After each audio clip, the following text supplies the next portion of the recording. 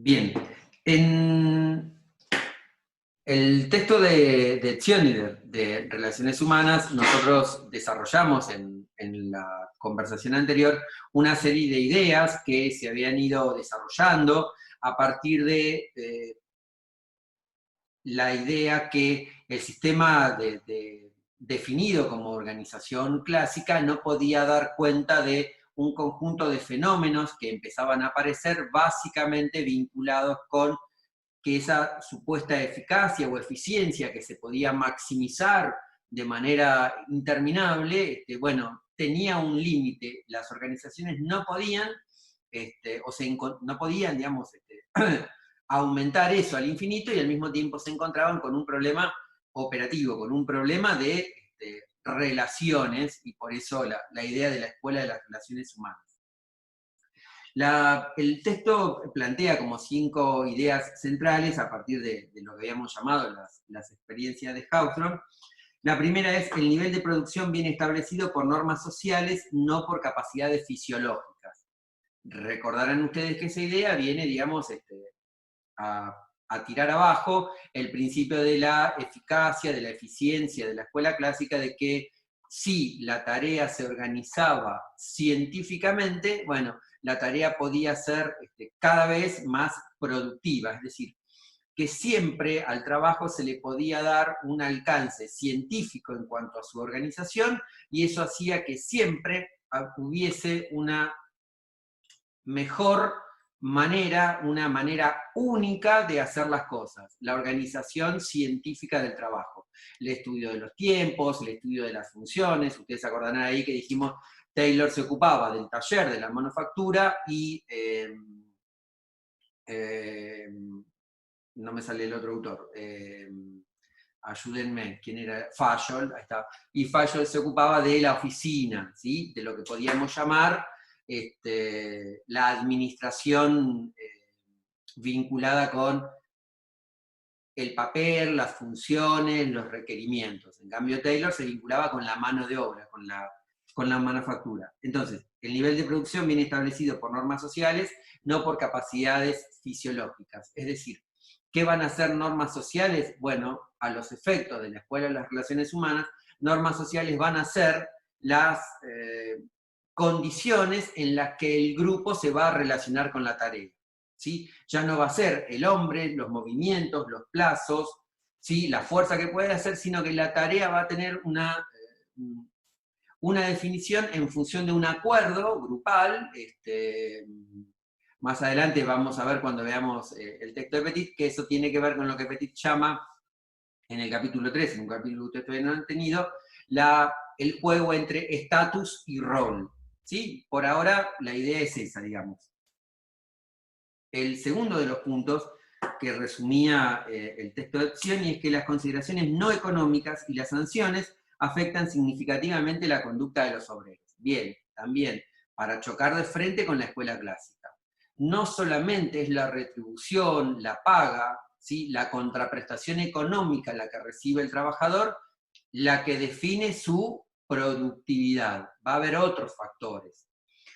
Ahí lo que podríamos aclarar es que esos otros factores tienden a aparecer cuando ese primer escalón, cuando ese nivel de retribución está alcanzado, digamos. Dicho de otra manera, hay un momento en el cual el trabajador se pregunta, bueno, pero ¿para qué quiero seguir ganando más si, por ejemplo, afecta mi salud?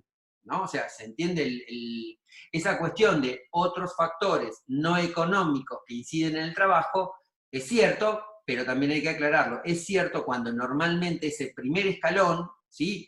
Que podríamos llamar de necesidades básicas, en términos de un autor que vamos a ver más adelante, que se llama Maslow, ese primer escalón está satisfecho, está cumplido, lo tenemos asegurado. El punto 3. Con frecuencia los obreros no actúan o reaccionan como individuos, sino como miembros de grupos. Bueno, lo que nos había enseñado, o nos habían enseñado las experiencias de Hawthorne. El individuo muchas veces se refleja en el grupo para decidir una conducta, ¿sí? los cambios en la iluminación, los cambios en los hábitos alimenticios de los que hablamos, ¿se acuerda de Lewin? Después de la Segunda Guerra Mundial, y cómo las mamás que habían recibido la capacitación, la charla en grupo, después eran las que más cumplían esa modificación de hábitos alimenticios. Dicho de alguna manera, los patrones de conducta individuales juegan, es decir, nosotros actuamos en base primero a lo que nos parece bien o mal, o a lo que necesitamos, o a lo que creemos. Pero hay un momento, hay un momento del engranaje, por así decirlo, del taller, de la fábrica, de la organización, en la que estamos dispuestos a reflejarnos en lo que el grupo define como más conveniente, como más necesario. ¿Sí? Después cuando veamos Crosier vamos a avanzar sobre eso. ¿Alguna pregunta hasta acá? ¿No? ¿Vamos bien? El otro de los puntos que resumía Hawthorne era la importancia de la jefatura para establecer y exigir normas de grupo y la diferencia entre jefatura formal e informal. Bien, ustedes eso ya lo habíamos visto cuando hablábamos de organización formal o informal. El grupo desarrolla una jefatura que nosotros podemos vincular, en términos un poco más modernos, con la idea de verticalidad. ¿Se acuerdan que habíamos hablado de eso? O sea, el mando vertical, las instrucciones verticales son las que responden a la estructura de la organización. Un jefe manda al supervisor, el supervisor manda a los obreros que tiene a cargo. ¿Sí? Esa jefatura vertical es normalmente una jefatura bastante direccionada, bastante unívoca. Ahora bien, la Escuela de las Relaciones Humanas nos enseñó que a la par de esa jefatura formal, ¿sí? De esa estructura de mando formalizada en la pirámide, también hay un desarrollo de relaciones informales. En términos más modernos, esas relaciones informales las relacionamos con el concepto de horizontalidad, ¿sí? Aquellas relaciones que se dan entre quienes comparten un mismo nivel de la organización, ¿sí? Y en lo que nos había permitido introducir la idea de sociograma, la evidencia que hay relaciones horizontales que escapan a ese nivel. Es decir, que muchas veces, en vez de irle, si tenemos una duda, si tenemos un temor, si no sabemos qué va a pasar con el trabajo el mes que viene, etc., en vez de ir a preguntarle a nuestro jefe, es decir, al canal formal que tenemos, le vamos a preguntar al jefe de otro área, al jefe de otra oficina, al jefe de otro escalón de esa horizontalidad. Es decir, la horizontalidad también, ¿sí? Es un fenómeno, digamos, si ustedes quieren, de libre relación por fuera de la horizontalidad, ¿sí? Es decir, no solamente desarrollamos un vínculo de interacción con quienes son nuestros pares, con quienes están en el mismo nivel, en la misma jerarquía, sino que muchas veces vamos y nos relacionamos con otros de otra jerarquía. Habíamos dicho el ejemplo de que muchas veces trabajamos en un lugar y vamos a almorzar con gente de otra oficina, ¿sí? Si vamos a, si ustedes quieren satisfacer alguna necesidad de tipo grupal, de tipo vincular, con otras estructuras, con otras, mejor dicho, con otras personas de otras estructuras. ¿Sí? Y ahí habíamos recordado la diferencia entre el organigrama, ¿sí? Como esquema en el cual la organización formal, la teoría clásica podía representar la organización, y la idea de sociograma, ¿sí? Como reflejo un poco más real de las relaciones entre personas, entre grupos, entre partes de la organización.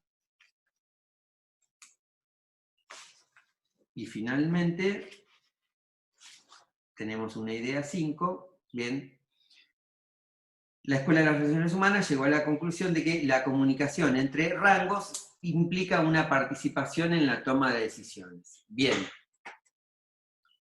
la comunicación aparece acá no solamente como un vínculo vinculado con la tarea, con la obediencia, ¿sí?, sino que también aparece como un elemento que vincula horizontal y verticalmente a la organización, ¿sí? En términos de teorías más, más actuales, ese primer análisis, esa primer visión de la comunicación en la Escuela de las Relaciones Humanas va a ser el fundamento de lo que muchos años después se conoce, y actualmente así se la llama, como que la comunicación no es solo un elemento que permite vertebrar las distintas áreas de la organización, como nos enseñó Petit, sino que la comunicación es además una herramienta o un instrumento de la gestión de las organizaciones. ¿Sí? Es decir, el desarrollo, el desenvolvimiento, ¿sí?, de la organización tiene como elemento participante necesariamente la comunicación, ¿sí? Dicho de otra manera, la comunicación es un valor agregado a la gestión de las organizaciones. ¿Se entiende eso? Seguramente con alguna otra palabra, más o menos parecido, lo habían visto en alguna otra materia. ¿Sí? ¿Estamos hasta acá? Más o menos. ¿Les quedó alguna duda de lo que habían leído de relaciones humanas?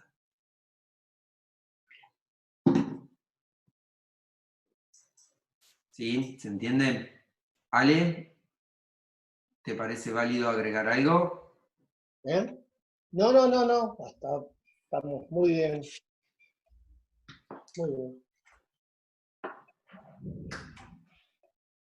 Para la teoría clásica, la mejor organización, ¿sí?, la mejor organización era la que producía más con el menor, digamos, desgaste de recursos, ¿sí? Para la Escuela de las Relaciones Humanas, dicho de alguna manera rápidamente, la mejor organización va a ser en la cual todos nos sintamos más cómodos. Es decir, hay como una modificación de una variable dura, objetiva, pura, a una variable un poco más, si ustedes quieren, dinámica, a una variable más vinculada con la interacción. Bueno, es la mejor organización, en términos generales, es aquella en la cual sentimos que la eficacia ya no va a estar vinculada con una división estricta del trabajo, con una mayor paga, con una obediencia, sino que la mejor organización va a ser aquella en la cual nos sentimos más cómodos en cuanto a relaciones, ¿sí?, en cuanto a vínculos. Esa idea, digamos, es interesante, pero tiene como problema que explica o ve las relaciones entre grupos, entre sectores, de manera pacífica, ¿sí? Como que todos los grupos, todos los sectores en la organización, en el juego de esas relaciones informales, procuramos lo mismo, apuntamos a lo mismo. Y no siempre es así, o sea, no siempre lo que quieren los miembros de una oficina es lo que quieren los miembros de la otra oficina. Para que se entienda, las oficinas deberían querer lo mismo, porque lo que esa parte de la organización quiere como proyecto es lo que está definido por la organización, ¿sí? No sé, por dar un ejemplo, la oficina de sueldos quiere liquidar sueldos sin errores. ¿Por qué? Porque ese es el mandato dado por la organización. Ahora, los integrantes de la oficina de sueldos pueden entender que para cumplir ese mandato, liquidar sueldos sin errores, puede haber un montón de formas posibles, ¿sí? Cómo obtener la información, hasta qué fecha aceptar una justificación, hasta qué fecha pagar las horas extras, bueno, un montón de situaciones que dependerán de un conjunto de relaciones. es lo que va a venir a aportar, digamos, la idea estructuralista, ¿sí? O lo que también en el medio se llama el funcional estructuralismo. Es decir, que el vínculo entre distintos estamentos de la organización, ¿sí?, no solamente implica un juego o una dinámica entre lo formal y lo informal, sino que además dentro de lo informal, ¿sí?, dentro de lo informal hay un conjunto de tensiones, situaciones que es necesario estudiar, analizar, para entender la dinámica de la organización, ¿sí? Por eso aparecen algunas ideas básicamente vinculadas con el concepto de relaciones de poder, ¿sí? Pero para hablar de relaciones de poder, primero vamos a tratar de explicarles un poquito de burocracia, porque precisamente la idea de relaciones de poder parte del concepto de la organización burocrática y se va a ir abriendo, se va a ir separando, se va a ir alejando, o dicho de otra manera, las teorías más modernas de las organizaciones enriquecen sustancialmente el enfoque del análisis burocrático. Pero cuidado, un mínimo quantum, un mínimo nivel de organización burocrática, las organizaciones requieren, las organizaciones necesitan. Por eso, y porque siempre lo damos, un poco de burocracia en sentido teórico vamos a mencionar. Ustedes han visto en alguna materia, no sé si tienen historia o institucional, alguna materia en relación a qué entiende Weber por burocracia, o cuál es el primer concepto o acercamiento a la burocracia como fenómeno? Ese es un concepto que ya habíamos repasado, profesor, que era como el sistema ideal. Bien, ¿y qué significa el sistema ideal? No, cuando estaban, la burocracia se le llama al sistema ideal y porque están pautados los pasos que debe seguir para conseguir un determinado objetivo. Bien, está Está establecido un par de pasos, digamos, donde si se siguiera de manera normal esos pasos, se conseguiría el objetivo sin ningún tipo de inconveniente. Digamos, se aleja mucho de la connotación que ahora tenemos de burocracia hoy en día. Bien, ok. Es una forma de ordenar, ¿no? Procedimiento. Sí, yo les voy a compartir ahora una pequeña diapositiva, a ver si todos la pueden ver. Aguántenme un segundo. Acá estamos. Vamos acá, compartir.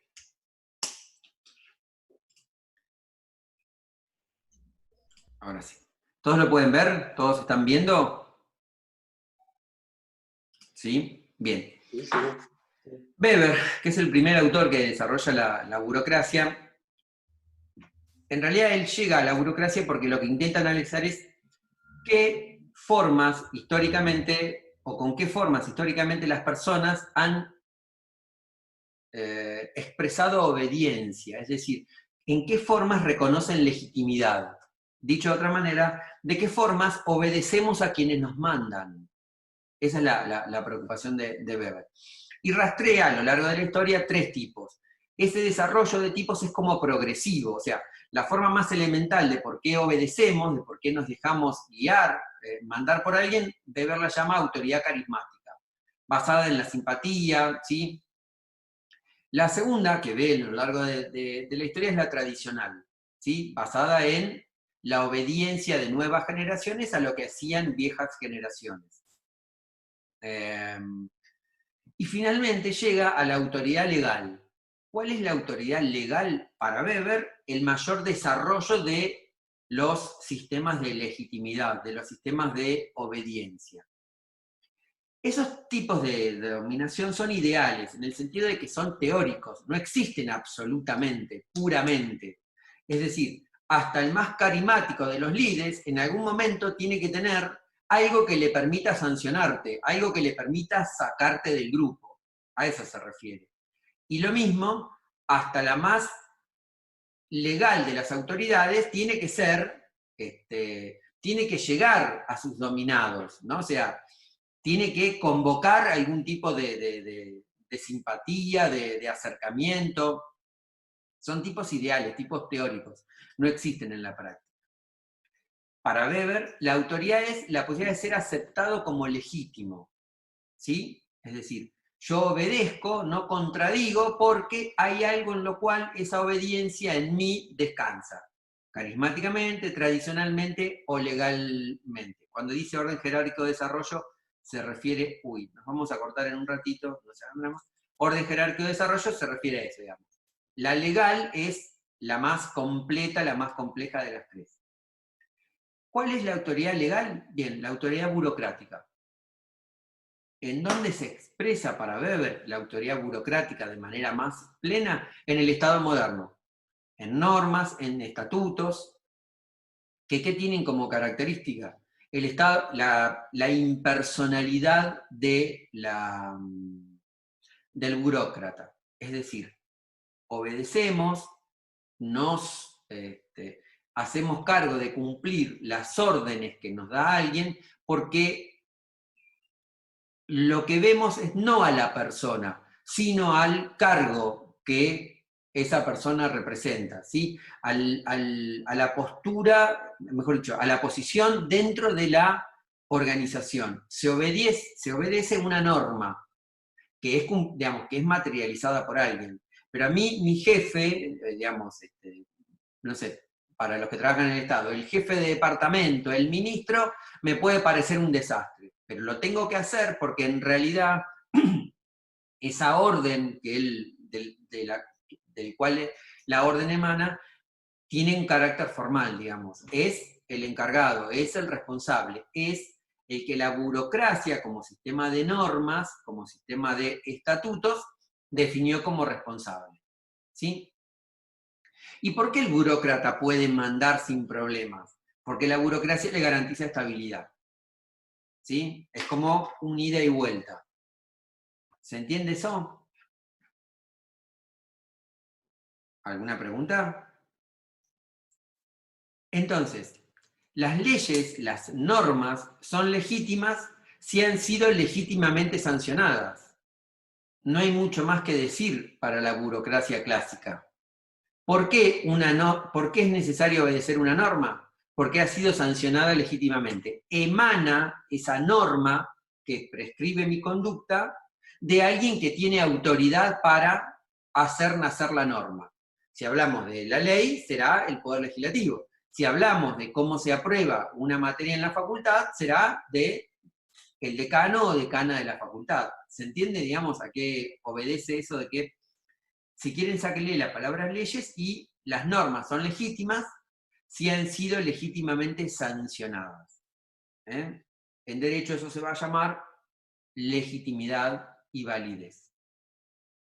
Y por lo tanto, la sanción es legítima si si lo que me pasa por no obedecer la norma estaba previsto en la norma. ¿Sí? ¿Se entiende eso? O sea, el no cumplimiento de la norma acarrea una sanción. Esa es la otra característica de los fenómenos burocráticos, de las organizaciones burocráticas. Está la norma, está la conducta, pero también está la sanción si me escapo de la norma. ¿Se entiende? Ese modelo de organización burocrática va a ser el modelo de la escuela clásica. Encaja casi a la perfección, digamos. La escuela clásica, ¿sí?, necesita para su implementación, para su puesta en marcha y para su consolidación, un modelo burocrático en la toma de decisiones. Se obedece, en definitiva y rápidamente, no tanto por convencimiento de la obediencia, sino por temor a la sanción que puedo tener si me escapo de la norma. Lo que pasa es que esa sanción no es criticada porque rige el principio de validez que tenía la norma. O sea, si la norma es válida, por lo tanto, es válida la sanción que contiene. ¿Se entiende o es muy complejo?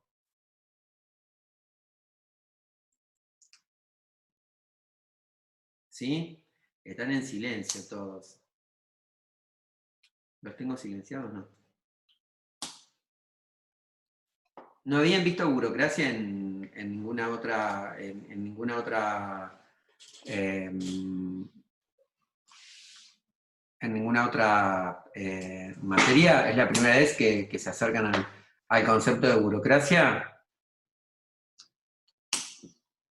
Bueno, Weber es un autor interesante, bastante complejo.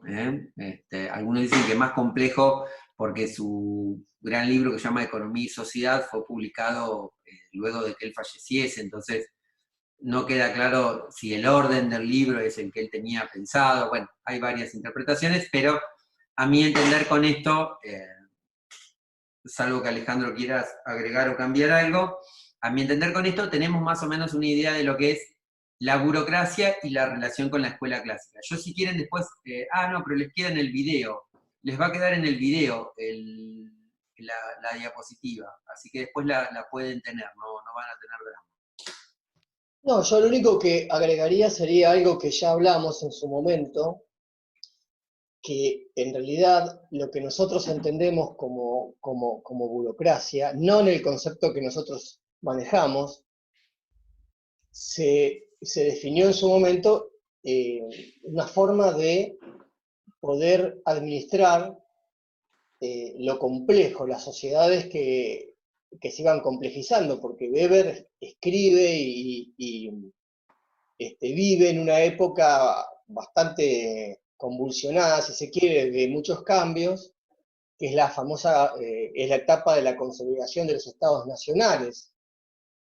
Entonces todo esto tenía que ver con ese contexto, pero en realidad, si uno se pone a leer cómo se manejaban, por dar un ejemplo, los pueblos originarios de América Latina, los incas, los mayas, ellos tenían también un sistema burocrático de administración.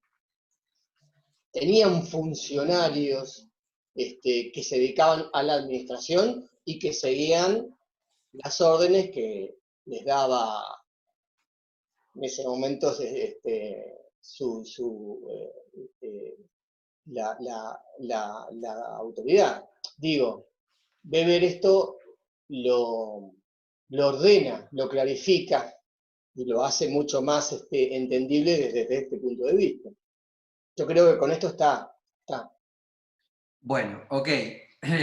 Vamos a hacer lo siguiente. Vamos a cortar porque quedan 2 minutos. Habilitamos una nueva conversación con este mismo ID, digamos, con este mismo link, y empezamos a relacionar un poco estas ideas con poder.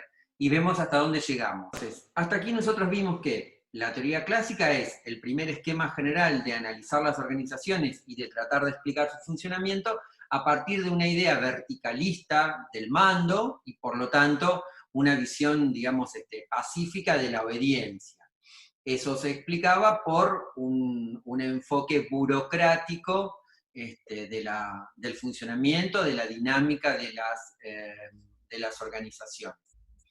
Vimos que hay un momento en el cual eso efectivamente en la práctica encontraba correlato, es decir, lo que los postulados cientificistas de dividir el trabajo, de optimizar recursos, de la escuela clásica encontraban, digamos, correlato en la realidad, tenían que ver con que, bueno, el sistema económico estaba en una etapa expansiva, había grandes centros urbanos que abastecían de mano de obra necesitada esos talleres, esa especie de nueva revolución industrial, y digamos, la división del sistema económico hacía que efectivamente en la práctica esas organizaciones se expandiesen, creciesen.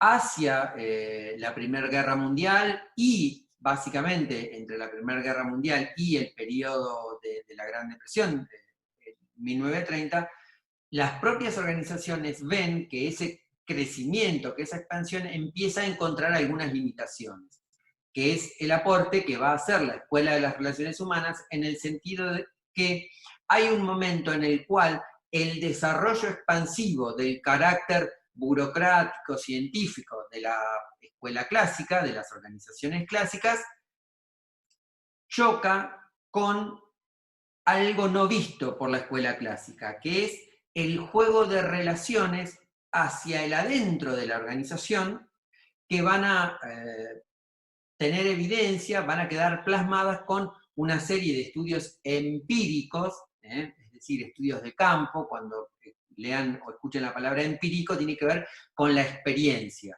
Y si tiene que ver con la experiencia, tiene que ver con algo que pasó, con algo que sucedió. Entonces, esos estudios empíricos de la Escuela de las Relaciones Humanas van a poner de manifiesto, van a poner visible que existen un conjunto de factores que condicionan, inciden, afectan esa teoría cientificista, racionalista de la escuela clásica. Esos factores van a ser, para decirlo rápido, como seguramente lo hemos dicho, que el trabajador o trabajadora, cuando va a la organización, no va vacío, despojado de temores, inquietudes, ansiedades, de afectos, y que eso que lleva puesto por su experiencia de vida, ¿sí?, o por su no experiencia, ¿quién no ha tenido temor a un trabajo nuevo, por ejemplo? ¿No? Y cuando un amigo nos pregunta, ¿pero por qué tenés miedo? Y porque nunca lo hice, ¿no? O sea, la experiencia como factor del conocimiento, del desarrollo, es puesto por primera vez en las ciencias sociales como algo, digamos, bien visible. Entonces, para la Escuela de las Relaciones Humanas, hay un conjunto de relaciones informales, interpersonales, que las personas desarrollan en las organizaciones y que inciden, como decíamos recién, inciden en la dinámica de la organización, ¿sí?, en la velocidad de la producción, en la cantidad de la producción, en los costos de la producción. Ahora bien, de esta relación entre escuela clásica y escuela de las relaciones humanas, la escuela de las relaciones humanas, ustedes leen en el texto que aparece como reacción contra la escuela clásica, pero creo que lo dijimos en la clase anterior, o el encuentro anterior, esta reacción no es una reacción que viene a dinamitar la escuela clásica, no es una reacción revolucionaria, es en todo caso una reacción basada en la necesidad de complementar, de modificar, de atenuar ese espíritu racionalista clásico y decirle, mira, te está faltando todo esto, ¿sí? Es decir, la escuela de las relaciones humanas se suma a la escuela clásica, no se suma sobre cero, o sea, se suma, no se pierde, ahí está, mejor, no se pierde ese carácter, digamos, de la mejor utilización de los recursos, sino que la mejor utilización de los recursos no pasa a ser solo la división del trabajo, el mando, ¿sí?, el carácter científico de poder ordenar los trabajos, sino que también hay un conjunto de variables que aparecen como no previstas por esa organización formal. Y ahí aparecen entonces la idea de relaciones de poder. Es decir, para la escuela clásica el poder era unidireccional, ¿sí?, de arriba para abajo. Se mandaba y se obedecía.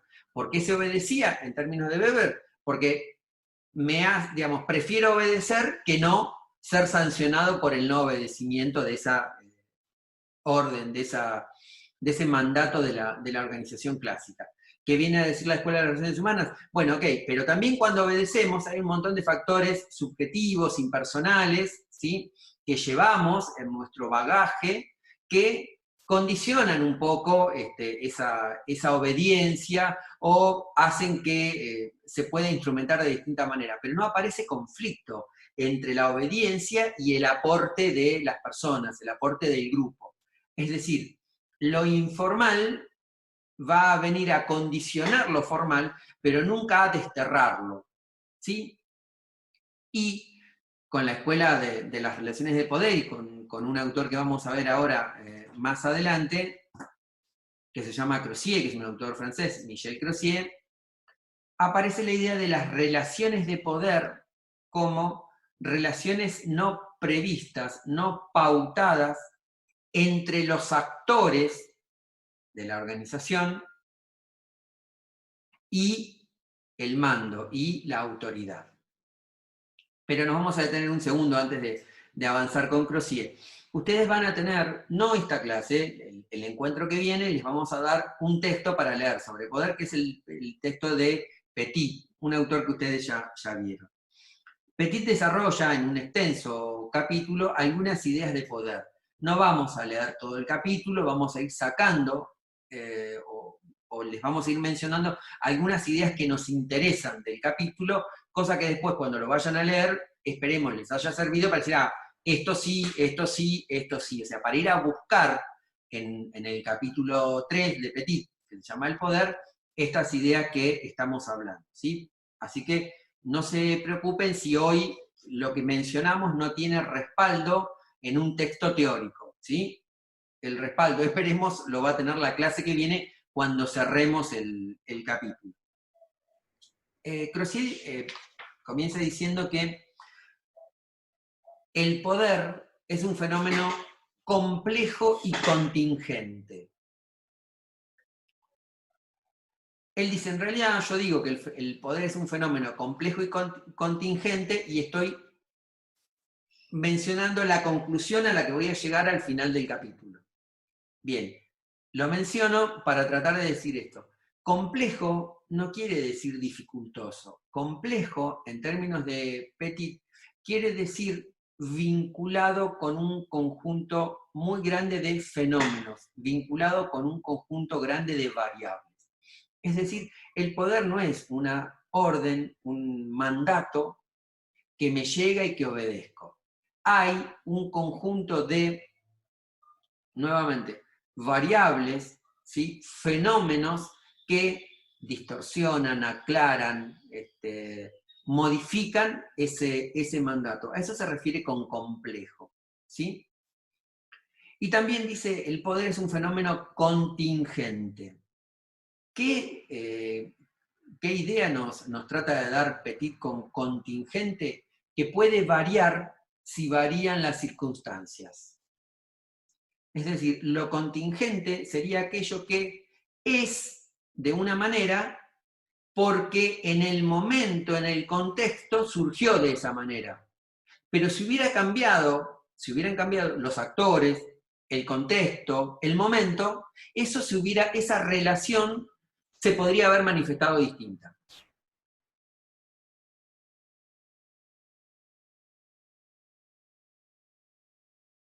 Entonces, complejidad y contingencia van a ser dos características centrales del poder para Petit. Por ahora, eso, lo vamos a ir desarrollando. ¿Alguna pregunta o algo que dije medio complicado y no se entendió?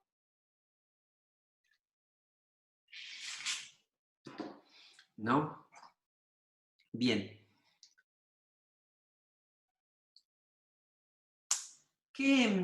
¿Con qué podrían relacionar poder de esto rápidamente que hemos estado hablando? O sea, cuando hablamos de poder, perdón, pero me dio calor. Cuando hablamos de poder, ¿estamos hablando de algo estático o de algo dinámico? Bien, de algo dinámico, sí. Y si algo es dinámico, quiere decir que va cambiando, ¿verdad? O sea, en parte contingente tiene que ver con eso. ¿Qué necesitamos para que algo cambie? ¿Qué tenemos que hacer los actores? Una palabra que Crozier usa mucho, actores seríamos los que jugamos dentro de una organización. ¿Qué necesitan los actores hacer, llevar a la práctica para que el poder pueda ser dinámico? Consenso. Sí, pero consenso va a aparecer, consenso, resistencia. Fíjense cómo salieron qué interesante, ¿no? Cómo salieron como los dos fenómenos que incluyen el poder, ¿no? Porque el poder nunca es 100% consenso, y al mismo tiempo tampoco siempre podemos resistir el poder, ¿no? En algún momento tenemos que decir, bueno, interesante eso, ¿no? Cómo lograron pensar en buena hora las dos puntas de las relaciones de poder, ¿no? O las dos situaciones que están, sí, precisamente en la punta de una relación de poder.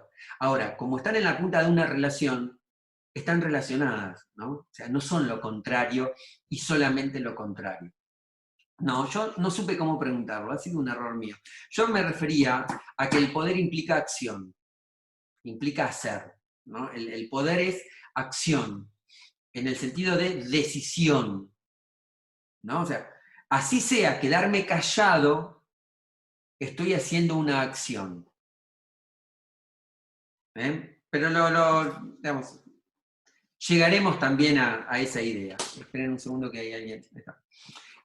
También llegaremos a una idea, ¿sí? Pero bueno, bien por esos conceptos que surgieron antes. Bien, entonces, siguiendo el texto de Petit, yo acá estoy siguiendo el texto de Petit, así que cuando vayan al capítulo 3, la semana que viene o la otra, no van a tener problema, entiendo yo. Petit dice que, bueno, en realidad el poder, ¿sí? Podría ser analizado como desde tres perspectivas. Una perspectiva netamente individual, ¿sí? Una perspectiva de carácter grupal y una perspectiva de carácter relacional, por así decirlo, ¿sí? De carácter, ahí sí, más complejo. Complejo porque aparecen más fenómenos. Ustedes lo van a ver en el texto, simplemente yo lo digo como característica. Luego de analizar las características personales del poder, va a decir, bueno, sí, son muy interesantes, pero no explican los fenómenos de poder, porque yo solo, como decisión de poder, puedo influir en mí, pero, digamos, analizar el poder como una aptitud individual no me explica las relaciones de poder. ¿Sí? Ese es básicamente lo que dice. Entonces dice, bueno, él lo llama la relatividad de los factores individuales. O sea, sí, bueno, puede haber condicionantes, puede haber ideas personales, puede haber factores, nivel de educación, etc., pero esas no explican, digamos, las relaciones de poder. Entonces va a la dimensión grupal, digamos. Él lo llama a la dimensión psicoafectiva de las relaciones de poder, que va a ser un poco lo que nosotros vimos. El individuo en relación con los grupos, el individuo en relación con los demás conjuntos horizontales de la organización, es decir, los que están a su nivel, o también con otros niveles jerárquicos, otros niveles verticales. Ahí lo desarrolla bastante más, usa algunas ideas vinculadas con la psicología, va a hablar de la idea de temor, va a hablar de la idea de desprendimiento, ideas, si ustedes quieren, interesantes, pero que a los efectos nuestros de avanzar con organizaciones y comunicación, no siempre son, digamos, muy vinculadas o muy interesantes. Sí, Ale. No. Ah, pensé que se decía. Entonces. No, estoy con un poco de catarro. Ok, y hay que abrigarse. Es Hay así. que abrigarse. Entonces, la idea digamos, de decir, bueno, si bien la dimensión individual para analizar las relaciones de poder vale, porque bueno, no todos estamos, por ejemplo, en condiciones de ser líderes, en condiciones de mandar, o algunos tenemos más resistencia a una norma y otros tenemos menos resistencia a una norma. Entonces, por dar un ejemplo, es muy probable que alguien que estudie Derecho sea mucho más obediente en cuanto a aceptar las reglas de juego de la facultad que no un estudiante de otra facultad, porque bueno, en Derecho, desde el primer día que llegás, te enseñan que la norma es poco más que Dios, ¿no? O sea, hay condicionantes individuales. También dice Petit, hay condicionantes grupales, o sea, bueno, cómo yo me relaciono, cómo yo me vinculo con los estamentos horizontales y verticales, también puede hacer. Ahí es donde analiza un montón de factores, pueden ser interesantes, después cuando haremos el repaso mencionaremos alguno, pero digamos, tampoco son un tema central, por lo menos hasta ahora. Y el tercero de los elementos que menciona Petit para acercarse al estudio de las relaciones de poder es el individuo con el grupo y la organización. ¿Sí? Sería como una escala más. El individuo y el grupo, y el individuo y la organización. ¿Sí? Ya sabemos que cuando hablamos de organización hablamos de lo formal más lo informal. ¿Sí? Organización es el conjunto de lo formal más lo informal. Entonces, para Petit, una explicación de las relaciones de poder debería incluir a la persona, al grupo y a la organización en la cual esas relaciones de poder se dan. Y ahí es donde vamos nosotros a dejar Petit por ahora y nos vamos a vincular con el autor que le mencionábamos recién, Michel Crozier. El libro de Crozier, por si alguno lo googlea o algo, se llama El fenómeno burocrático. Yo no lo escribí en la pantallita que ahora les voy a mostrar. Sí, el libro de Crozier se llama El fenómeno burocrático. Crozier es un autor francés, moderno, falleció hará unos 10 años, que tiene un libro interesante para los que se dediquen a la vida universitaria o militen en alguna agrupación universitaria. Un libro interesante luego del Mayo francés, luego del movimiento social del Mayo francés en el 68, si no me equivoco, que se llama La sociedad bloqueada. Pero escapa a nuestra idea, lo digo porque ahí analiza, digamos, los principios del movimiento, del estudiantado, del movimiento estudiantil universitario después de mayo del 68. Bien. ¿Les resultó práctico seguir un punteo con una filmina? Porque yo hice una de Crozier, pero como quieran. Si quieren se las muestro, si quieren la uso solo yo para mí. Ale, decime vos qué te parece. A mí me parece muy piola la idea. Quiero ver la opinión de nuestros estudiantes. Sí, creo que hay unanimidad al respecto. Al menos en los que se han expresado dicen que sí, que les ayuda mucho. Bueno, entendemos que los demás aceptan tácitamente, porque nos conviene aceptar esto, digamos, ¿no? O sea, es así. Bien, bueno, ok. A ver si la pueden ver. No, perdón, no estoy compartiendo la pantalla. Discúlpenme, yo también estoy aprendiendo de esto. Ahora sí, vamos acá, compartir. Y acá tenemos entonces... Ahí está. Bien, nosotros vamos a mencionar aquí, para analizar relaciones de poder, el texto que decíamos de Michel Crozier, El fenómeno burocrático. No lo damos para leer, el cuatrimestre no nos da para eso, y menos esta situación. Básicamente lo mencionamos al libro por si alguno luego, en algún momento, quiere ir a profundizar esto que nosotros estamos explicando rápido y seguramente mal. Crozier parte de una idea que choca con la teoría clásica. Para Crozier, la organización racional no es infinita. ¿Y qué significa esto?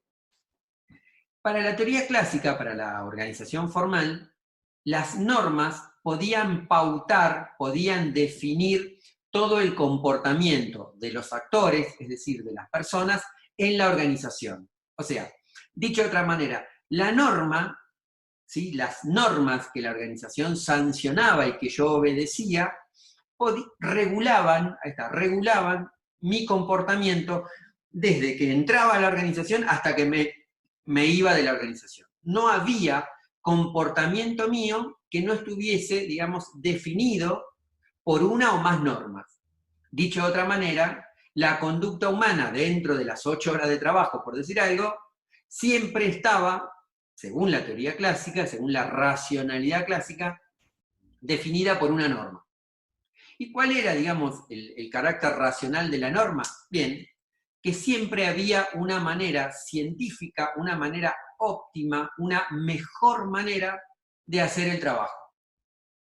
La optimización de los recursos, la división de la tarea, ¿sí? El menor desgaste físico, etc. Pero para la teoría clásica, el comportamiento nuestro en la organización estaba definido desde que entramos hasta que nos vamos y obedecía esa regulación del comportamiento a un carácter cientificista. Por eso en algunos libros ustedes van a encontrar que la teoría clásica es también llamada teoría de la administración científica de la organización. Esa racionalidad que se aplica a ese criterio es la mejor. Siempre la organización más racional es la mejor organización. ¿A qué obedece racionalidad? Bueno, a un principio, divido el trabajo, optimizo recursos, divido la tarea, gano tiempo, ¿sí? No había críticas sobre eso. Ahora bien, todos comprendemos, y eso es lo que dice Crozier, todos comprendemos que los actores tenemos cierto margen de libertad para la toma de decisiones. ¿Qué significa esto? Todos en nuestro trabajo recibimos una orden. Bueno, no sé, mira, llévame este expediente a la oficina tal. Y ustedes le pueden decir a su jefe, mira, primero voy a llevar las fotocopias que me pidió Sueldos porque es más urgente que eso. O primero voy a hacer otra cosa, o cuando nuestro jefe nos dice algo, dice, mira, déjamelo, te lo termino después, pero déjame terminar esto primero. Es decir, Crozier lo que advierte, luego de analizar dos organizaciones francesas, una industrial y una estatal, ambas, una industrial y la otra más vinculada con la organización burocrática, digamos, de la administración de los papeles, por decirlo de una manera rápida, Crozier lo que dice, lo que advierte es que los actores, los trabajadores, pueden, sin violar el cumplimiento de la norma formal, es decir, sin desobedecer a la organización formal, pueden darle a esa relación de mando-obediencia ciertos márgenes de libertad. Pueden decidir algunas cuestiones. Básicamente, esto lo hago primero, esto lo hago después, esto lo hago con fulanito, esto lo hago con otra persona, para esto voy a pedir ayuda, ¿sí? ¿Se entiende? Es decir, no se ponía en riesgo el cumplimiento del mandato de la organización. No aparecía la sanción como un elemento visible, porque la tarea se cumple. Pero entre la orden y el cumplimiento de la tarea no hay una línea única. Puede haber cambios, puede haber modificaciones. A eso es lo que Crozier llama margen de libertad para la toma de decisiones. ¿Se entiende hasta ahí? ¿Sí?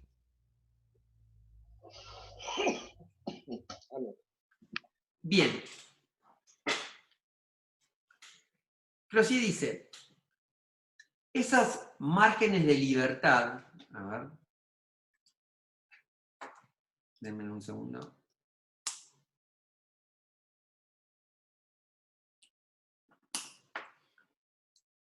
Anabela dice, todos ven el chat que se escribe, ¿no? Anabela dice, yo me quedé en norma, tipo, me perdí la última parte. No sé a qué te referís, Anabela, porque de norma hemos hablado desde el comienzo del encuentro. No sé en qué parte, no me sé ubicar yo desde dónde. Usar el micrófono y contanos, más fácil.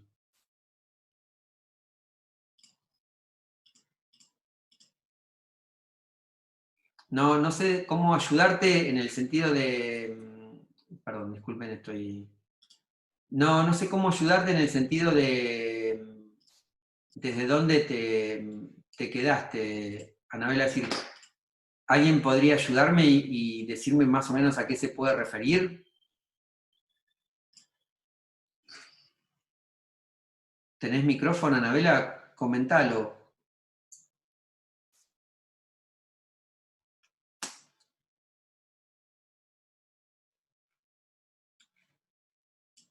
¿A qué te referís con norma? O sea, medio como que cuando dijiste que para la escuela clásica obedecía y regulaba la norma. A ver. Nosotros habíamos dicho que para la escuela clásica la racionalidad pasaba por un criterio. ¿Sí? La racionalidad pasaba por un criterio. Había una norma que definía un comportamiento. Puede ser, la organización no es infinita, las normas que regulan el comportamiento. Ah, bueno, ok, Valentín, gracias. Digamos, la organización define normas, y esas normas definen comportamientos. ¿Por qué yo obedezco a la norma? Porque tengo temor a la sanción, ¿sí? Básicamente por eso la obedecemos. Ok, Nabela, no te hagas drama. Ahí vamos a seguir con la ayuda que nos da Valentín. Entonces,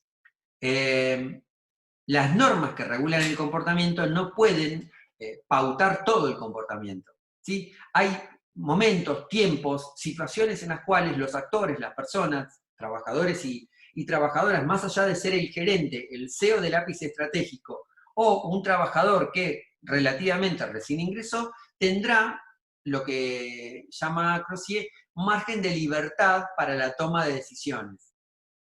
Es decir, el comportamiento burocrático no puede pautar, definir todo el comportamiento, todo, o sea, no puede regular todo lo que hacemos desde que entramos hasta que salimos. Hay situaciones en las cuales nosotros, sin poner en riesgo el cumplimiento del mandato, lo hacemos distinto. Es decir, la relación de poder no es lineal. Hay, si ustedes quieren, situaciones en las cuales los actores pueden, sin violar el principio de obediencia, sin violar el cumplimiento del objetivo de la organización, pueden hacer las cosas distintas. A eso creo que sí se llama, define áreas de incertidumbre.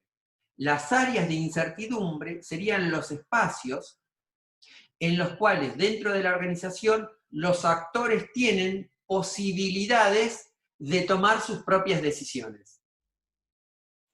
¿Por qué para Crozier son áreas de incertidumbre? Bueno, él lo que dice es lo siguiente: la organización formal las ve como áreas de incertidumbre. ¿Y por qué las ve como áreas de incertidumbre? Porque son imprevisibles. Es decir, ¿cómo yo sé qué cambios me va a hacer esta persona en este área de incertidumbre si como organización no pauté eso? O sea, el área de incertidumbre es el espacio que se genera cuando la persona puede desviarse del cumplimiento de una norma. Por lo tanto, ese comportamiento es imprevisible. Yo no sé si yo como organización formal, no sé si va a aparecer, cuánto va a durar, qué consecuencias va a tener. ¿Sí? ¿Cómo trata la organización o qué recurso, qué mecanismo tiene la organización formal para limitar las áreas de incertidumbre? Porque la organización formal, el dueño, digamos, no es una persona sin capacidad de darse cuenta de que, bueno, de que la gente muchas veces hace un poco las cosas como desea y no como se la mandan. ¿Qué recurso, qué mecanismo tiene la organización formal para acotar nuestras posibilidades de movernos libremente?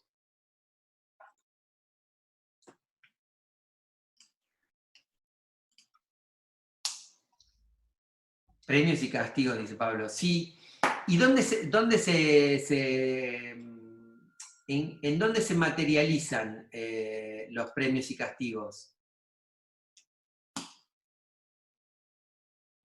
Sí, Maxi, claro, da un ejemplo, sí, sí. Con relación a lo que preguntaba la compañera, que por ahí no lograba terminar de entender el concepto del miedo a la norma, miedo al castigo en realidad. Trabajando en la administración pública, por ahí te das cuenta de que no está puesto en ninguna parte, no está dicho, no está construida una norma, el horario, por ejemplo, o las veces que vos podés salir afuera a fumar. El que es fumador lo sabe. Sale cuando ve que o no tiene algo que lo esté requiriendo ahora automáticamente, o pueda salir, escaparse 2 minutos afuera y fumar su cigarrillo. A ningún lado dice, che, podés salir solamente a fumar 2 veces por mañana. No está, pero sin embargo, dentro de la norma no está haciendo nada que genere un riesgo y es una cuestión flexible a lo que la persona puede hacer. Por ahí le di muchas vueltas. No, pero se entiende, es válido. Ahora, supongamos, usemos ese ejemplo, Maxi, vos mencionamos esto, yo soy el ministro, y un día entro al ministerio y veo que hay como 20 personas en la vereda fumando, y digo, no, esto yo lo tengo que hacer previsible de alguna manera, le tengo que quitar incertidumbre, porque esto me da una mala imagen como ministro, dice el ministro preocupado por los trabajadores que ven en la calle. ¿Qué mecanismo, qué recurso tiene el ministro para decir salen 2 veces a fumar y nada más que 2 veces a fumar? No, y en ese caso manda una circular informativa a cada departamento para que todos estén anoticiados de esto, de que puede surgir algún tipo de descuento o alguna sanción, Bien. si se sigue ese comportamiento. Bien. De hecho ha pasado a nosotros. ¿Y cómo llamamos a eso que establece una conducta a seguir y una sanción para quien no sigue la conducta? La circular es el título del mecanismo para notificar. Podría ser un memo, podría ser una resolución del ministro. Sí. ¿Qué son esas? Y una ley, digamos, un Normas. organismo. Normas. Una norma. Son normas. El recurso que tiene la organización formal para tratar de limitar las áreas de incertidumbre, es decir, para hacer más previsible el concepto, son normas. Es decir, la norma que no había podido clarificar del todo una situación, que me había dejado margen para actuar, es complementada, es reforzada con otra norma. ¿Qué va a pasar con el tiempo? Los actores, para decirlo rápido y mal, los actores le van a encontrar de vuelta la vuelta a esa norma. ¿Sí? Entonces, si bien la organización tiene poder formal, en realidad tiene pocos mecanismos para actuar donde el poder no puede actuar. O sea, no puede, dice Crozier, la organización, tener mecanismos creativos como pueden tener los actores para llevar a cabo la tarea. La organización tiene un gran poder formal, ¿sí? Un gran poder formal, pero al mismo tiempo, en términos de herramientas, de creatividad, siempre cae en el mismo recurso, la norma. ¿Sí? Si no haces esto, te sanciono, si haces esto, no te sanciono. ¿Se entiende esto? ¿Sí? Digamos, el caso típico de esto podría decir, no sé, el jefe de personal le dice al gerente, mira, tenemos problemas porque la gente, no sé, no trae los certificados a tiempo. Bueno, como circular, como memo, como instrucción, como gacetilla, escribí que el que no trae los certificados el 15 se le descuenta. O sea, no hay vuelta. No tiene otro mecanismo que la norma. Se va a volver a cortar. Retomamos con este mismo ID. ¿Sí? Que sea la norma el único mecanismo para regular las conductas tiene que ver con que es lo único que está institucionalizado, ¿no? Como algo, como la herramienta para, ¿no? Sí, claro. Exactamente. Sí, sí.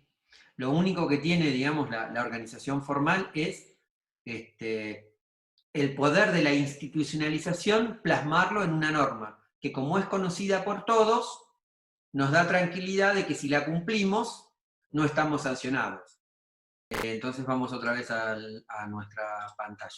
¿Se entendió entonces ese tema de que el mecanismo que tiene la organización para reforzar lo que no estamos cumpliendo del todo es precisamente el mismo mecanismo que generó ese área de incertidumbre, ese espacio en el cual nos podemos mover con cierta libertad. ¿Eso está, digamos, más o menos claro? Profe, Sí. eso sería básicamente porque el ápice de la organización no te puede sancionar si algo no está normalizado. Tipo, si algo no está en la norma.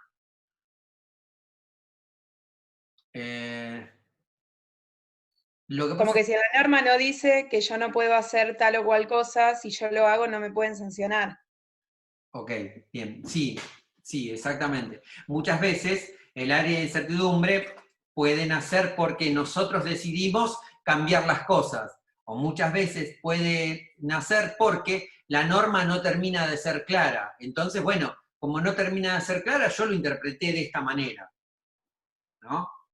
Entonces, la organización dice, bueno, listo, te voy a limitar las posibilidades de que vos interpretes de la manera que quieras, pero vuelva otra vez a lo mismo. ¿Qué tiene para hacer? Una norma. Para aclarar la norma o para complementar la norma, tiene otra norma. Si ustedes quieren, eso pasa en todos lados, digamos. Fíjense, por ejemplo, cuando el Congreso sanciona una ley. El Poder Ejecutivo dicta reglamentos que la reglamentan. ¿Y por qué dicta reglamentos que la reglamentan? Bueno, porque la ley que es general no puede abarcar el detalle de cada cosa, digamos, ¿no? Esa es una forma, digamos, una característica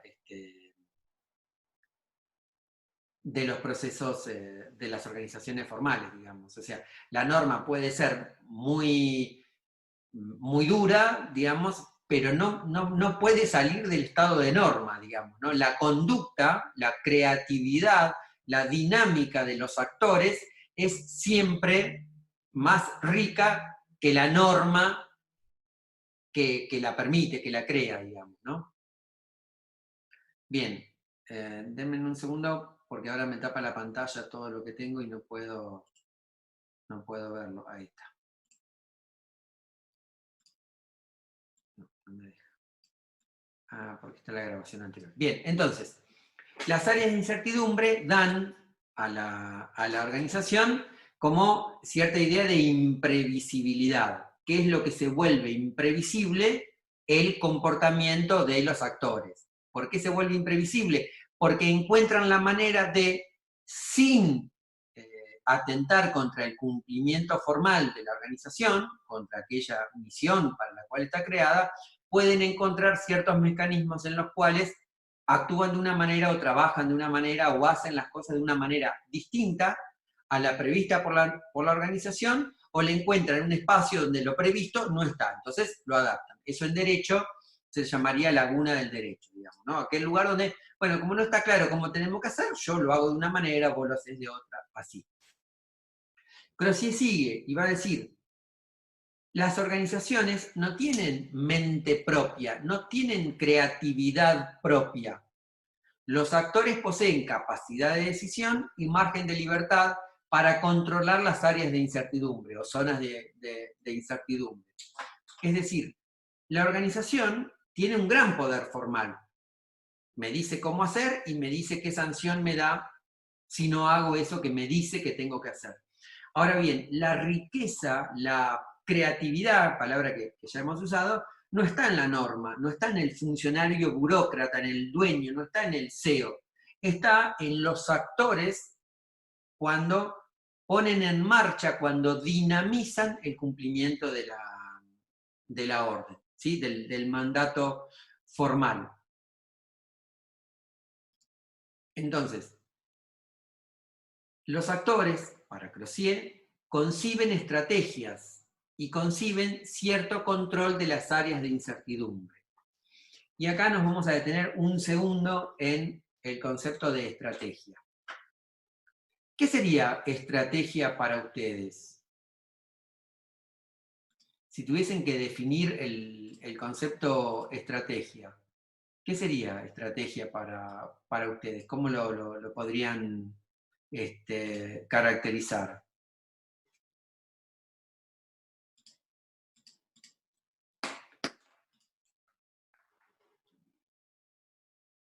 ¿Qué significará que los actores, es decir, Las personas en la organización, los trabajadores, las trabajadoras, conciben sus estrategias.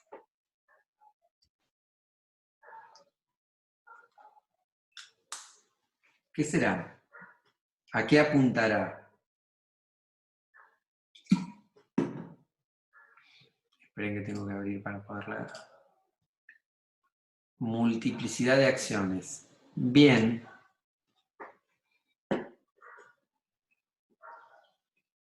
Sí, por ahí vamos. Pablo dice, por si alguno no lo ve, multiplicidad de acciones para conseguir un objetivo. Bueno. La estrategia sería, o podríamos decir que estrategia sería lo que los actores, lo que las personas... Yo uso mucho la palabra actores porque es una palabra que Crozier usa, digamos. Pero cuando digo actores me estoy refiriendo a trabajadores y trabajadoras de la organización, ¿sí? Y Anabela dice, una alternativa para poder cambiar algo, es decir, pensar una acción, un modo de hacer. Bien, ok, está bien, es válido. La estrategia sería el mecanismo, el fundamento que los actores desarrollan para lograr su objetivo personal, en este caso, por ejemplo, el salir a fumar, por hacer un ejemplo sencillo, sin contradecir el mandato formal de la organización. O sea, no me puedo ir 6 horas de la oficina. Podré salir a fumar 2, 3, 5. En una de las que voy a fumar podré ir al cajero a sacar plata, lo que sea, digamos. Hay un límite, hay un momento en el cual, por más área de incertidumbre que yo pueda desarrollar, mis compañeros de oficina no me podrán bancar todo el día, ¿no? O sea, para Crozier, o cuando Crozier dice que los actores conciben estrategias, quiere decir esto.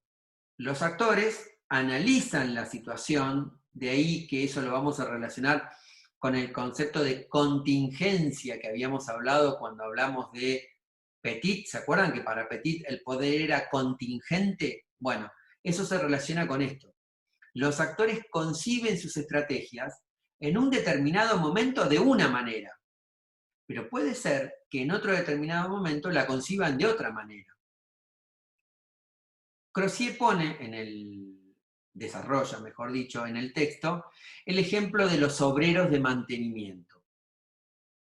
Él dice, los obreros de mantenimiento normalmente no son un grupo muy valorado en una organización industrial. Son más valorados los supervisores, los que producen, los que terminan el producto, los que hacen el control de calidad del producto, ¿sí? Porque su participación en el producto es directa.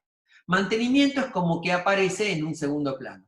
Ahora bien, dice Crozier, los actores, los trabajadores del área de mantenimiento, puede haber un momento en el cual puedan desarrollar una estrategia colaboracionista, puedan desarrollar una estrategia, digamos, de asistencia, pero puede haber momentos en los cuales desarrollen una estrategia para obtener una ventaja.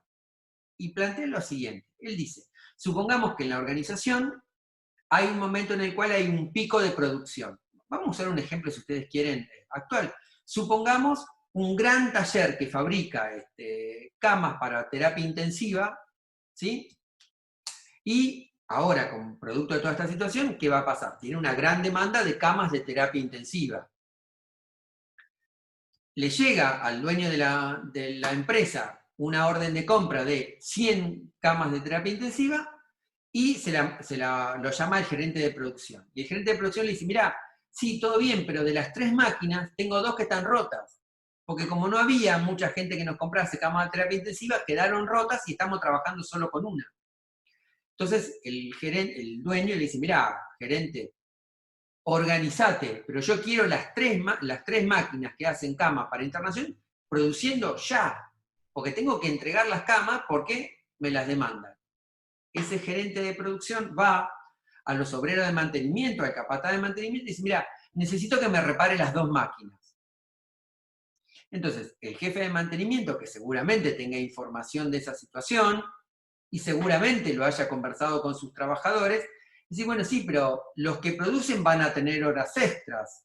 Yo también quiero horas extras para mi grupo de trabajadores. No, bueno, pero no te puedo dar horas extras porque las horas extras van para los que producen. Bueno, pero si yo no te arreglo la máquina, vas a producir 1/3 de lo que podrías producir.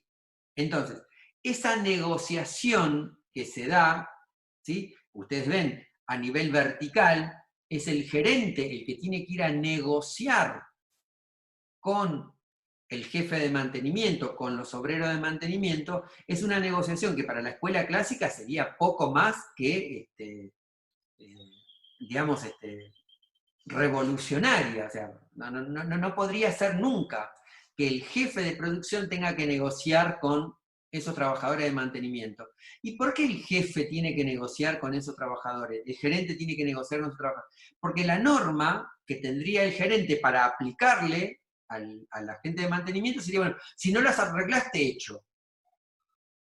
Pero con esa norma, si no las arreglaste, hecho, sigue ese gerente sin poder hacer que trabajen las 3 máquinas.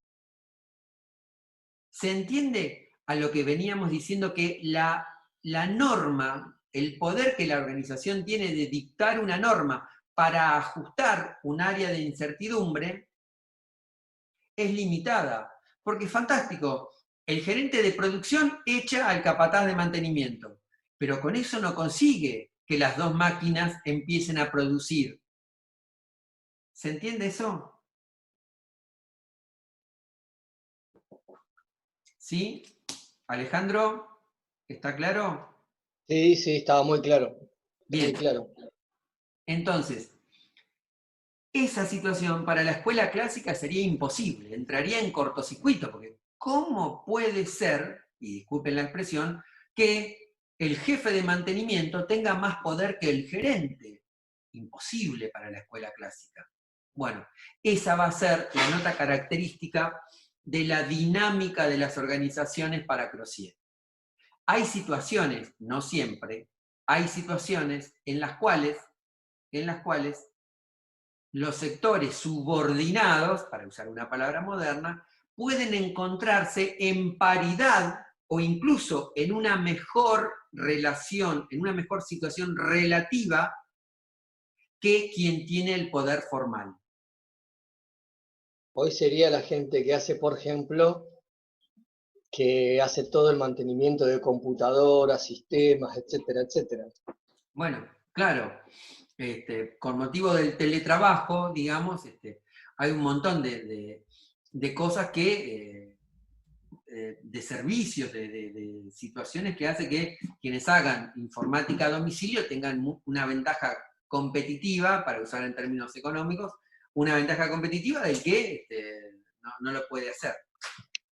Entonces, adviertan ustedes que, no lo dice Crozier, pero lo vamos a advertir nosotros ya casi hasta con ánimo de pensar ideas, adviertan que el área de incertidumbre se traduce en ciertas situaciones en un área de negociación.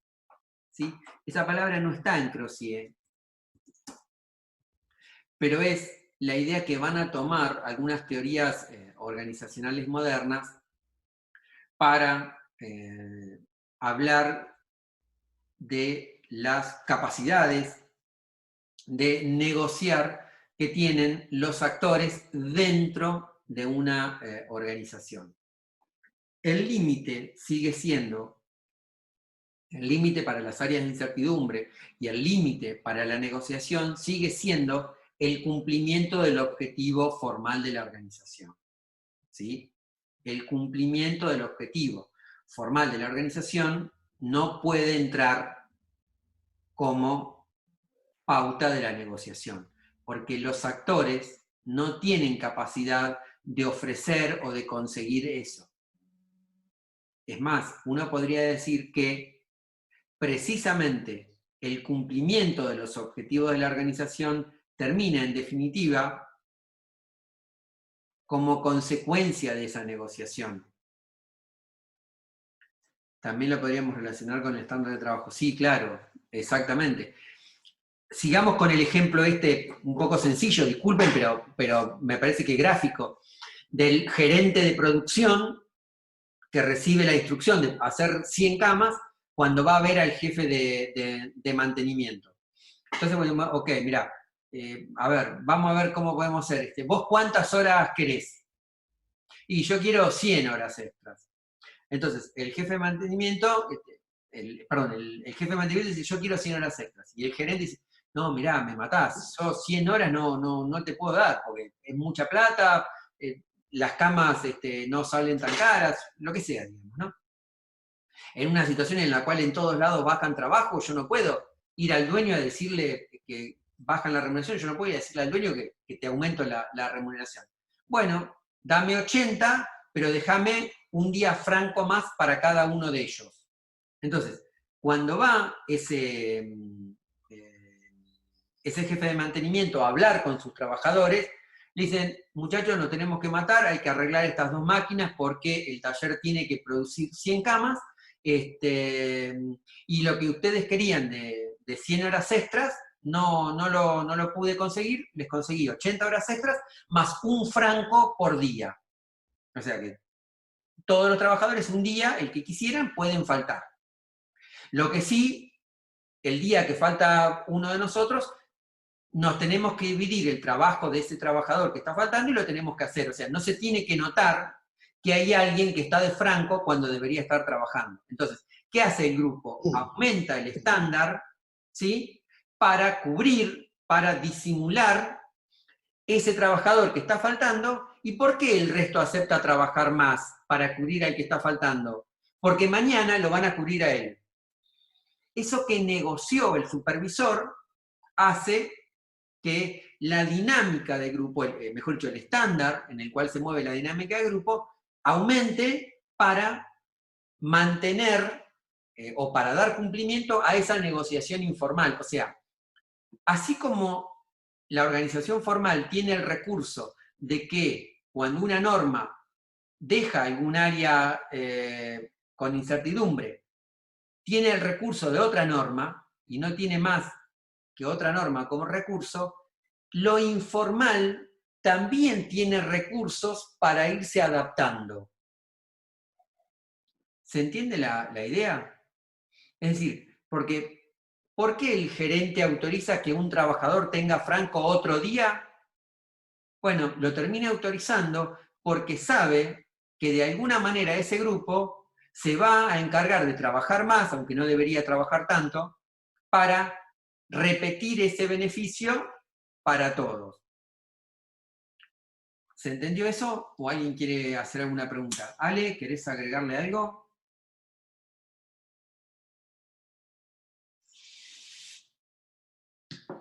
¿No? No, está muy claro, está muy claro. Bien. Para mí está muy claro. Entonces, las áreas de incertidumbre se vinculan con la posibilidad de negociar. Ah, no, pero yo quería decir algo que ya me estaba olvidando. Se vinculan con la posibilidad de negociar, es decir, de entablar relaciones. Y esto, a ver si está en el otro puntito que hice. Ah, está.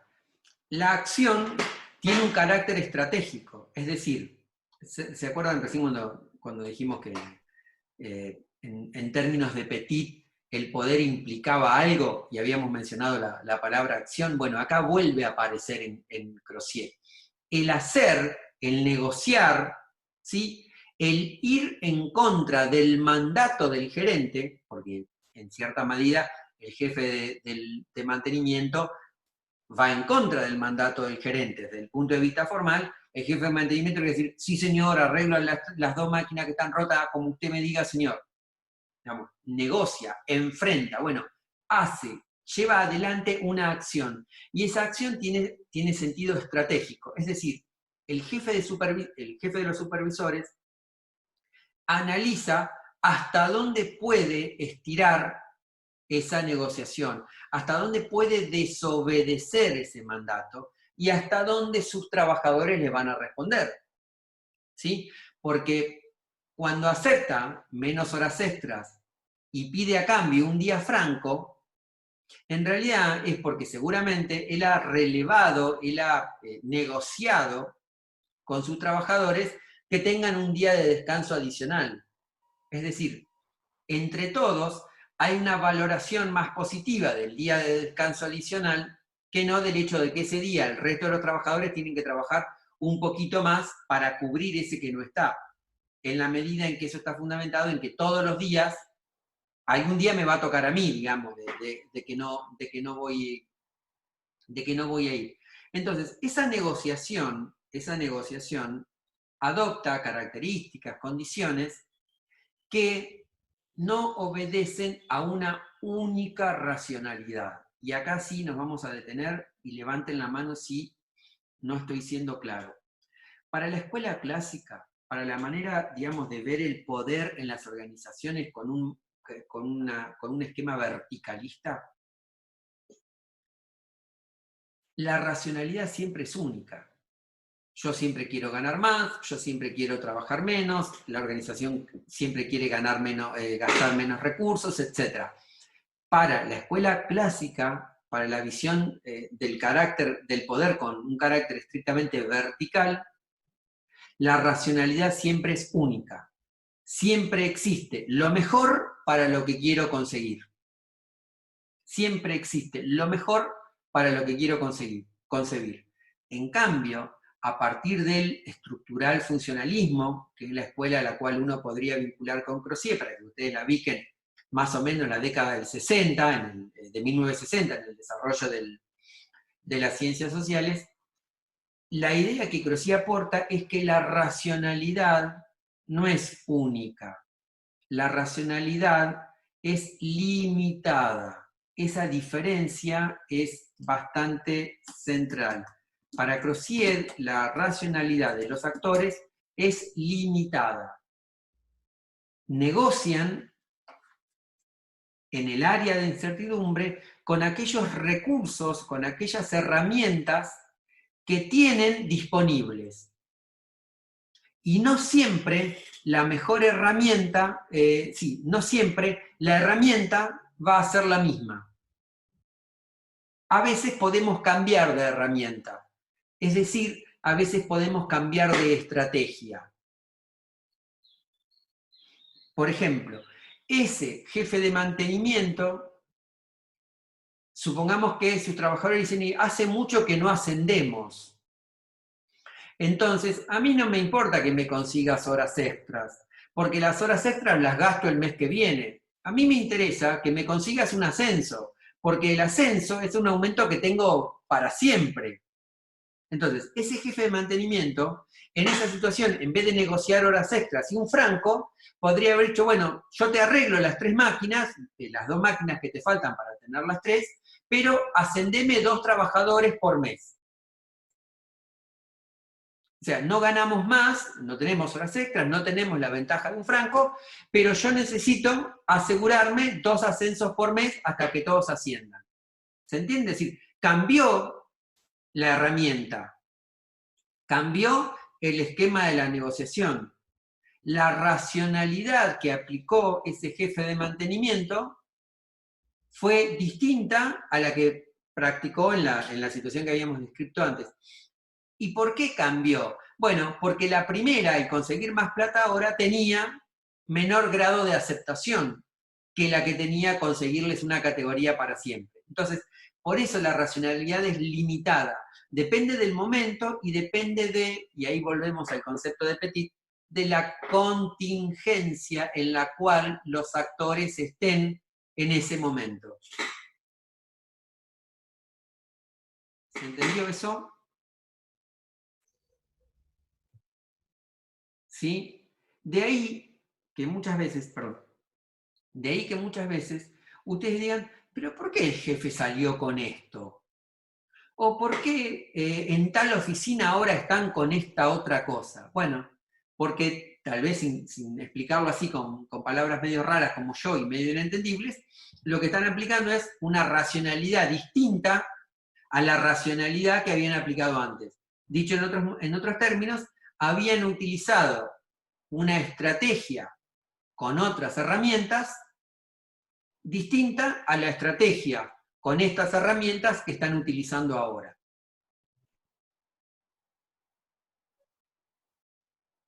¿Se entendió eso? ¿sí? Salgo de la pantalla compartida un segundo porque quiero ver cómo cerré la otra diapositiva. Así no lo adelanto.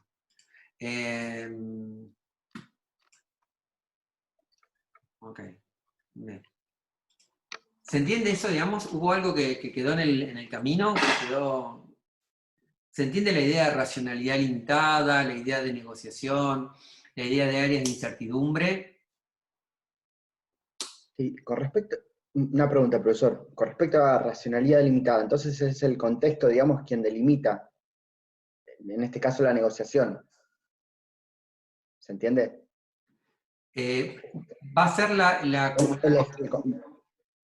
Adelante, adelante. No, me refería al contexto particular.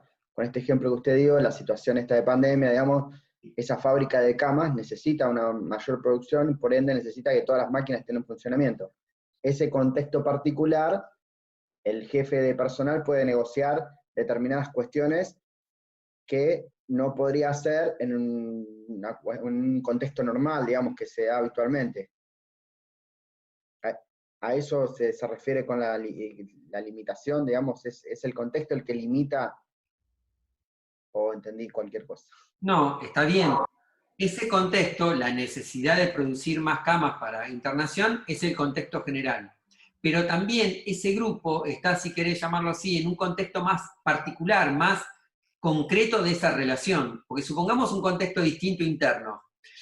El gerente de producción va al jefe de mantenimiento y el jefe de mantenimiento le dice, mira, yo quiero para mis trabajadores esto.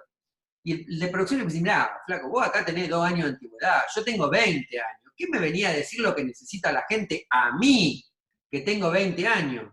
Entonces, ese otro contexto interno también, digamos, de la situación relativa en que esté ese jefe de mantenimiento, va a depender en parte de lo que pueda negociar o no. Digamos, cuando Crossi habla de contexto, un poco más lo refiere a ese contexto como interno. Lo que vos mencionás del contexto externo, claro está, es el que en todo caso fundamenta o legitima todo esto en términos de Weber, ¿no? Legitima, le da, o sea, todos comparten el mandato de que hay que producir más camas, ¿no? O sea, en términos de Weber, todos comparten el mandato general. Bueno, sí, evidentemente hay que producir más camas. ¿Por qué? Por esa situación de contexto que todos conocemos que esa situación se va a necesitar. A ver, perfecto, no se limita el contexto general. Sí, vincula lo general y lo particular. En términos de psicología más moderna diríamos el contexto general y lo situacional del grupo. Situacional del grupo. Es un concepto que se usa mucho para analizar estas situaciones. Bien, entonces, y ya con esto terminamos, prometo, ¿vale? Si ustedes tuviesen que decir, bueno, pero entonces, tener poder en una organización, ¿qué es? Yo los ayudo un poco, ¿o no? Ya sabemos que tener poder no es mandar, no es poder sancionar normas, porque la norma no abarca todo. Entonces, tener poder, en sentido de un concepto amplio de poder, no es tener posibilidad de sancionar más normas. Porque como vos mismo dijiste, Pablo, ese director o secretario que vino y que, digamos, el último día fue el más democrático de todos, porque los tenía en cuenta todos, pero mientras tanto, en los 4 años en los que se desempeñó, no podías ni pasar por la puerta porque se armaba lío. En términos, digamos, si ustedes quieren, situacionales, han tenido más poder los que siguen trabajando y los que siguen cumpliendo una tarea, que no que él, que al final, si vino a hacer algo, no se notó. Entonces, ¿qué sería tener poder en términos de esto que hemos venido intentando charlar? ¿Quién tiene poder para Crossi en una organización?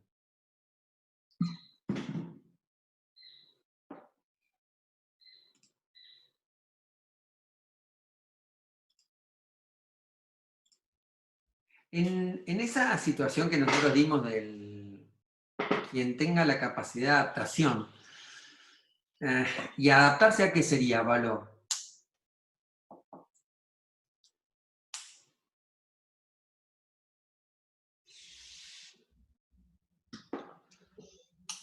Te pregunto yo, a ver si a la dinámica de grupo.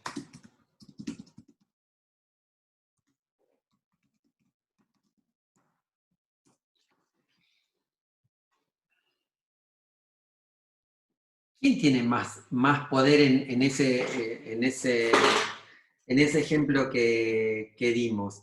¿El gerente, el dueño, los que se plantean estrategias?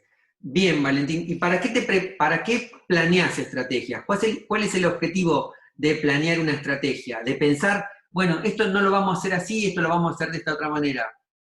Estamos todos pivoteando más o menos en lo mismo. Lo que pasa es que acá el malo soy yo que quiero que digan una palabra, pero vamos a llegar. Vamos a llegar. ¿Por qué se plantean estrategias? ¿O por qué encaramos la negociación de distintas maneras, digamos? En esa situación, digamos, que nosotros mencionamos de la fábrica que produce las camas. Al final, producto de esa negociación, el dueño de la empresa logró vender las 100 camas. Para él eso nunca estuvo en discusión. Le compraron 100 camas, tenía que entregar 100 camas. Nunca estuvo en discusión. ¿Por qué puede ordenar? Porque, bueno, contrata trabajadores, les paga un salario, a cambio de ese salario, los trabajadores se comprometen a dar su fuerza física, digamos, en un horario determinado, para hacer un producto determinado. El gerente de producción también cumple su objetivo, digamos, ¿no? Cumple la función que la organización le da. Recibe una indicación, ajusta, diseña, no sé, estudió ingeniería, lo que sea, manda un plano al taller. Los trabajadores hicieron las camas, cobraron su salario, y la gente de mantenimiento reparó las 2 máquinas que faltaban, se hicieron de las horas extras, se hicieron del día franco, o eventualmente se hicieron de los ascensos, si ese hubiese sido, digamos, el pedido que salía de los trabajadores. Ahora bien, piénsenlo así, o vamos a tratar de llegar así con esta idea.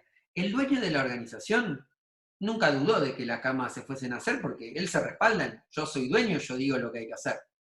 ¿Sí? El gerente de producción nunca dudó de que él puede dar la orden, da el plano, y con una máquina, con 3 máquinas, las camas se van a hacer. No, es así, o sea, hubiera sido un problema con una sola máquina, pero bueno, tal vez pudiera haber desarrollado darle horas extras en vez de a los de mantenimiento, darle horas extras a los de producción. Trabajar con turnos, vieron que hemos visto en estos días que hay fábricas, por ejemplo, de respiradores que están trabajando afortunadamente con turnos, o sea, contratando más gente para la noche, etc. Ahora bien, el jefe de mantenimiento fue, en realidad, el que obtuvo algo que no estaba pensado por la estructura formal. Obtuvo horas extras, obtuvo un día franco, se legitimó con sus trabajadores, es decir, los trabajadores decían, mira, nos conviene este jefe de mantenimiento porque la verdad que nos consigue cosas, o nos consigue la categoría si eso hubiese sido. Entonces, en realidad para Crozier, déjenme hacer así lo podemos ver más completo. Ahí está. Para Crozier, digamos, toda esta dinámica que incluye la racionalidad no única, ya sabemos que hay distintas racionalidades y que la racionalidad puede variar en función de mi estrategia, de mis posibilidades, de mis condiciones. Para Crozier, y esto es algo que para la organización formal le produce como una especie de infarto, porque no lo puede explicar, para Crozier, en definitiva, o apenas, como yo lo titulé ahí, el poder reside en la posibilidad de controlar las áreas de incertidumbre. de esa situación que nosotros mencionamos, aunque nos parezca divertido, el que tuvo más poder fue el jefe de mantenimiento, porque consiguió lo que era un requerimiento informal de sus trabajadores, un requerimiento informal, no estaba previsto formalmente para la organización darle horas extras, no estaba previsto formalmente para la organización ascenderlos de a 2 por mes. Informalmente ese jefe de mantenimiento consiguió una ventaja relativa que no consiguieron los demás. Los demás cumplieron su objetivo, eso no cabe duda. Las 100 camas se hicieron, las 100 camas se vendieron al proveedor que nos las había contratado. El que obtuvo una ventaja relativa no prevista por la organización formal fue el que pudo controlar, negociar mejor, establecer mejores estrategias en ese área de incertidumbre, en esa situación, en ese espacio en donde la organización no había podido controlar todo. ¿Se entendió eso? ¿Sí?